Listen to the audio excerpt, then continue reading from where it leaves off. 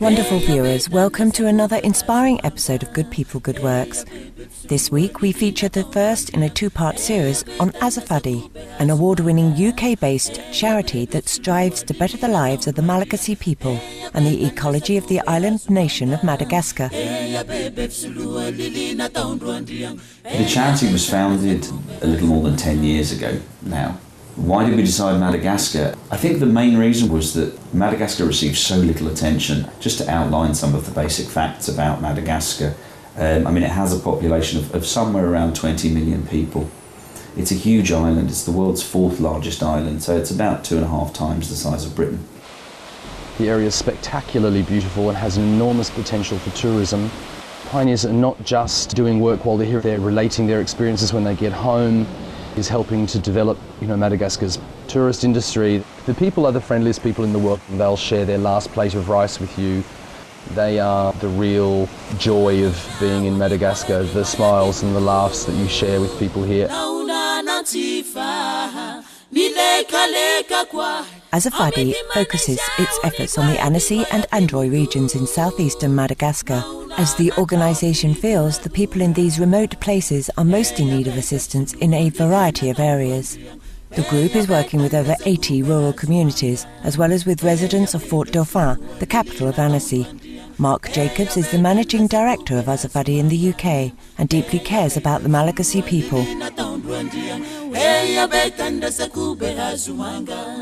We're quite small in the UK, we're just 3 staff members, and in Madagascar we employ some 70 local staff, and our work really is about working closely with the most disempowered, the most marginalised people in the community, and helping them to improve their quality of life, to be able to live in harmony with the remaining very precious forest, and to help them to get access to the basics through provision of schools, building wells, building pharmacies, and improvement to things like sanitation infrastructure.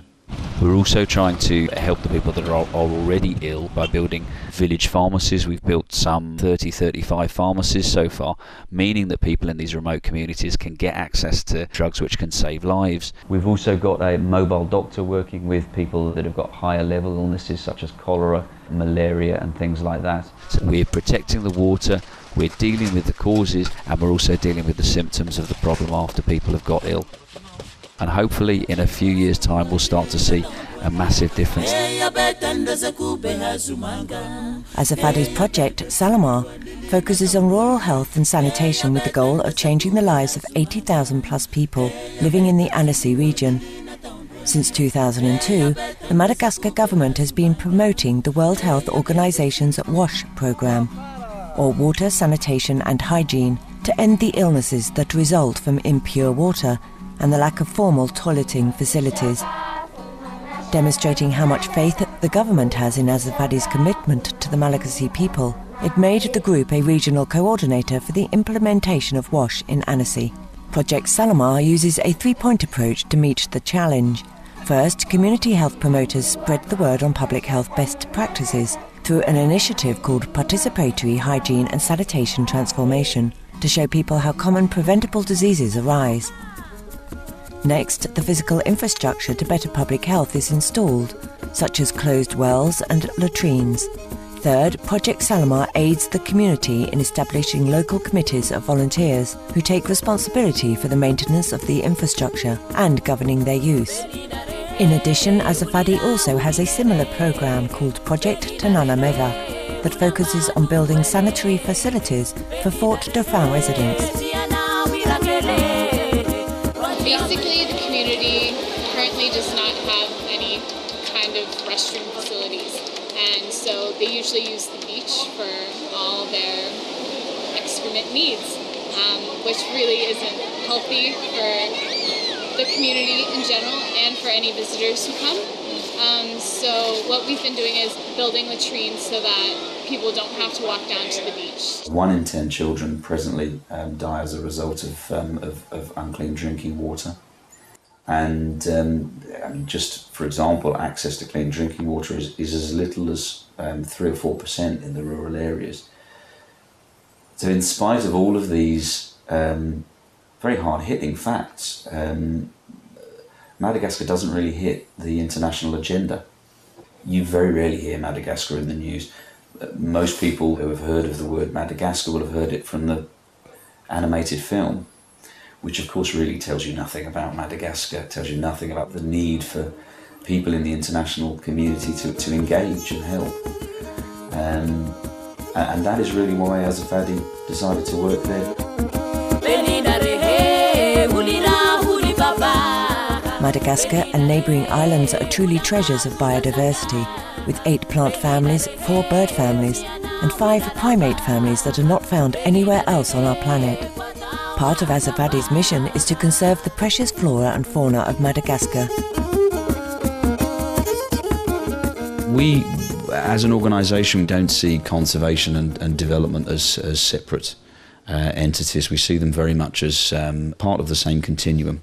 So the work which we do is very much about working on all levels with communities to help them to understand their environment, to help them to be able to live in harmony with their environment. We are planting huge amounts of trees. For example, I think since January we planted somewhere around 25,000 trees. We are working on improved agricultural techniques, trying to challenge the old practices which are causing so much deforestation. In Madagascar at the moment, there is somewhere around 90% deforestation, so 90% of the forest is gone, and Madagascar as a whole is one of the great biodiversity centres on Earth. It's one of the most important areas on Earth for conservation. So our stewardship and our projects are focused around working with communities sensitively within people's culture, to help them to find alternatives to the practices which can impact negatively on the forest. As part of its sustainable livelihood initiatives, Azafady is working to expand educational opportunities for children living in the commune of Mahatalaki in the Annecy region. Since June 2006, in partnership with the Regional Ministry of Education, Azafady has funded and built 16 rural schools. Last year, after spending 3 weeks volunteering for Azafady in Madagascar and seeing the needs of the island's people, Reza Pakwavan, a British-Iranian financial analyst, set a goal of raising sufficient funds to enable Azafady to build 2 more schools in southeastern Madagascar. While I was there, I really got in touch with the reality people facing into their day-to-day life. And how amazing Azafady is addressing these problems. And once I got back, I just want to be part of it. The school project which Reza has focused on is a very high priority project. Getting involved as Azafady has been an absolute pleasure, and getting to know these fantastic people definitely changed my life.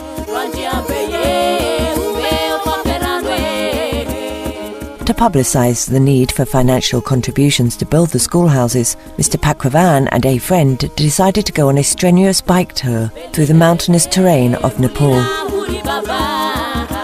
I teamed up with my friend Marco, who actually made the first donation. We decided to do a really significant challenge, and we decided to do this bike ride. Expedition was in Nepal, and we did 1,000 kilometers in 10 days, which was a toughest challenge I've ever done in my life. The first couple of days was fine. I was going around, I could find food. After day 4th, it was a real struggle to find supplies. And I have to eat 6,000 calories a day, so that's a lot of supply. So I bought stuff for day 5 and 6 and stuck it into the pannier bags. On a day 7th, I was climbing uphill, and as I go further along, I find it more and more difficult to find supplies because nowhere was open. So no water, no food, nothing was available. I got to the stage that I ran out of everything I had, and the next village probably was 30 miles really uphill, probably 5 hours serious climb. Fortunately, saw some peasants sitting in the middle of the road, which was very strange, having a huge pot of rice and some curry. They saw my face and my lips. Straight away they invited me to join them. Very, very kindly, they shared whatever they had with me. Reza Pakravan and his friend completed the rigorous biking journey and generated much attention for their cause in the process. Consequently, enough funds were donated to construct the schools for the children. What we do is we provide a two-classroom school, usually constructed from wood. We also provide all of the furniture which is used inside that school.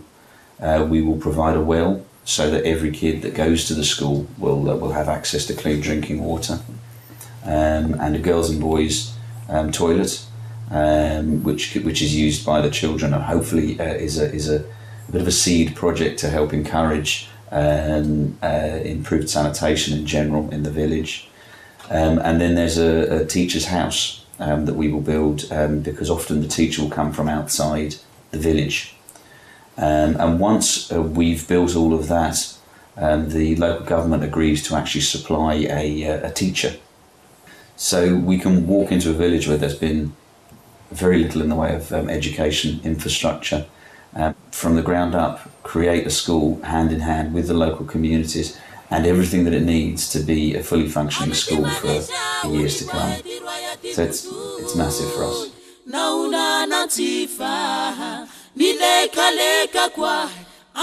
Thank you, Mark Jacobs, Reza Pakravan and all other people working to make Azafady's many endeavours in the splendid nation of Madagascar successful, so that the warm-hearted residents can have a better tomorrow.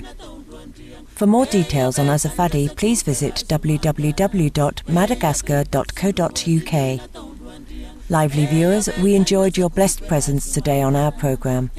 Join us again next Sunday on Good People, Good Works for our second and concluding episode on Azafady, featuring more details on their praiseworthy initiatives and how Supreme Master Ching Hai has assisted with their efforts to build more schools. Coming up next is the world around us after noteworthy news. May divine light forever shine on our planet. For more details, please see www.suprememastertv.com/GPGW.